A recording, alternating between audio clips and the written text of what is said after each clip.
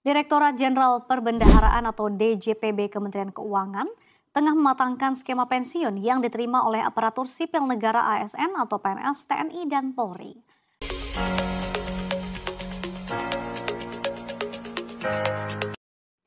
Direktorat Jenderal Perbendaharaan atau DJPB Kementerian Keuangan tengah mematangkan skema pensiun yang diterima oleh aparatur sipil negara ASN atau PNS, TNI, dan Polri. Hal ini dilakukan seiring dengan kenaikan jumlah penerima pensiun yang dibayar pemerintah dari waktu ke waktu dan membebani anggaran pendapatan dan belanja negara atau APBN. Dirjen Perbendaharaan Kementerian Keuangan, Astara Primanto Bakti menjelaskan, potensi memanfaatkan akumulasi iuran pensiun untuk turut patungan membiayai pensiun ASN, TNI, dan Polri. Berdasarkan data yang dipaparkan Prima, jumlah penerima pensiun yang dibayarkan pemerintah naik 3,1% atau 116 ribu jiwa setiap tahunnya. Pada 2020 sebanyak 3,26 juta jiwa penerima pensiun atau naik pada 2021 menjadi 3,33 juta jiwa. Pada 2022 sebanyak 3,42 juta jiwa. Lalu 2023 menjadi 3,55 juta jiwa dan 2024 sebanyak 3,65 juta jiwa. Lalu pada tahun 2025 diproyeksi akan mencapai 3,76 jiwa. Di tahun 2026 diproyeksi mencapai 3,87 juta jiwa dan di tahun 2027 diproyeksi 4 juta jiwa. Kemudian di 2028 4,12 juta jiwa dan di tahun 2029 mencapai 4,25 juta jiwa. Hal ini juga sejalan dengan jumlah nominal yang dibayarkan pemerintah dari tahun ke tahun. Selama ini iuran ASN yang dipotong dari gaji setiap bulannya itu dikelola oleh PT Taspen untuk jaminan hari tua atau JHT, jaminan kecelakaan kerja JKK, dan jaminan kematian. Sedangkan uang pensiun yang akan diterima oleh ASN setiap bulannya adalah tanggungan APBN. Ya, sebetulnya ini kan sudah dialokasikan terkait dengan pembayaran pensiun bagi PNS dan juga TNI Polri yang sudah purna kan gitu. Jadi kalau disebutkan ini sebagai membebani APBN ya tentu ini adalah bagian dari pengeluaran rutin gitu. Baik, tapi apakah skemanya selama ini cukup membebani APBN dan skema apa ya mungkin menurut DPR ini lebih tepat? Ini kan sudah berjalan dari tahun 1986. Jadi kalau disebutkan bahwa ini membebani APBN bukan seperti itu. Ini adalah pengeluaran rutin belanja ya memang yang diperuntukkan bagi teman-teman ASN dan pegawai negara yang sudah pensiun begitu. Baik, kita tahu ada rencana untuk mentransformasi pembayaran pensiun ASN dari Taspen dan Asabri ke DJPB. Tanggapan dari DPR seperti apa?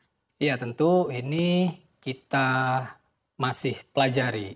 Kita sedang lakukan pendalaman. Kemarin kami lakukan rapat Dirjen Pembendaraan dengan Taspen dan juga DPR RI. Kita lakukan pendalaman, kita lakukan evaluasi kan gitu. Sehingga kedepannya diharapkan akan ada model yang lebih baik, lebih efisien dan juga khususnya bagi penerima manfaat itu bisa lebih optimal lagi. Baik, seberapa besar sih sebenarnya dampaknya untuk APBN kalau ternyata ada skema yang baru ini? Kalau dari sisi penghematannya itu memang cukup signifikan. Ini kan ada beberapa pola ya pembayaran pensiun ini yang sekarang ini pay as go kan gitu. Nah, sedang dibicarakan untuk bisa menjadi fully funded, tetapi itu semua masih di dalam tahap pembahasan. Baik, apakah memang meskipun ini rutin dilakukan tapi karena jumlahnya terus merangkak setiap tahunnya dan naik ini yang akhirnya menjadi beban bagi APBN? Iya, ini sekali lagi bukan kita sebutkan ini sebagai sebuah beban gitu ya. Memang ini sebuah pengeluaran yang sudah rutin dilakukan. Namun kedepannya kalau memang ada metode yang lebih efisien, kan kenapa tidak dilakukan gitu. Nah ini yang sedang kami evaluasi sekarang. Baik, lalu risiko apa yang menurut DPR ini mungkin terjadi apabila terjadinya transformasi atau perubahan skema? Ya, yang dikhawatirkan adalah terkait dengan pelayanan kepada penerima manfaat. Kita ketahui bahwa Taspen ini kan sudah cukup lama dan berpengalaman di dalam mengelola pensiun kan gitu. Dan juga pelayanan masyarakat ini pensiunan kan taunya ini sekarang sudah terbentuk gitu pola yang sangat lama lah, hampir 40 tahun kan gitu. Nah, sekarang dikhawatirkan bila mana ada perubahan ini yang akan menjadi permasalahan gitu.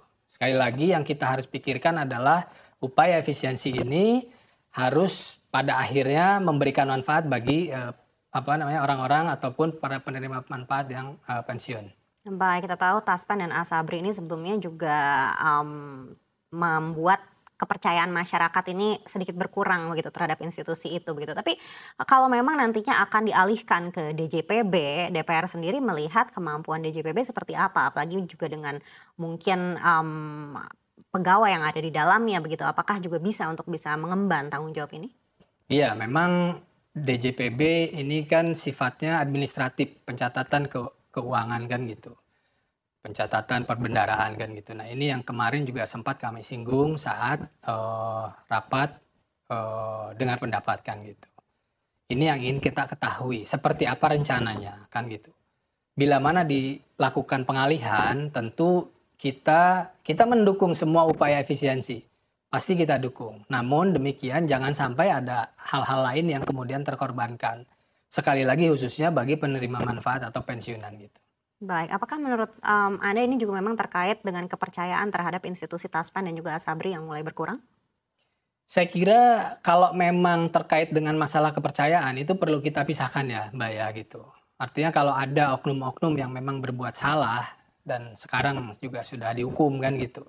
Saya kira itu tidak fair juga kalau misalnya kemudian karena perbuatan 1-2 orang institusi menjadi korban. Nah, yang menjadi fokus ini adalah ke depan bagaimana untuk bisa mengelola pensiun, bisa menjalankan memberikan manfaat kepada para pensiunan dengan lebih efektif gitu. Sehingga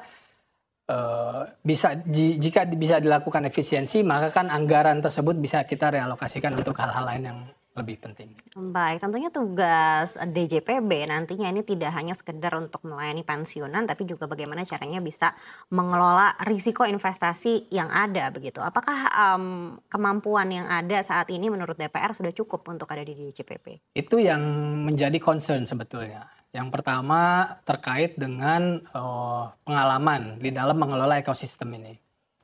Yang kedua risiko investasi kan gitu.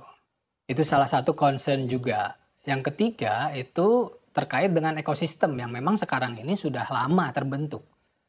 Lebih dari 39 tahun kan gitu sudah ada nih. Sehingga di dalam bila mana ada perubahan-perubahan ini kita harus pastikan bahwa tidak akan mengganggu fungsi memberikan manfaat kepada pensiunan.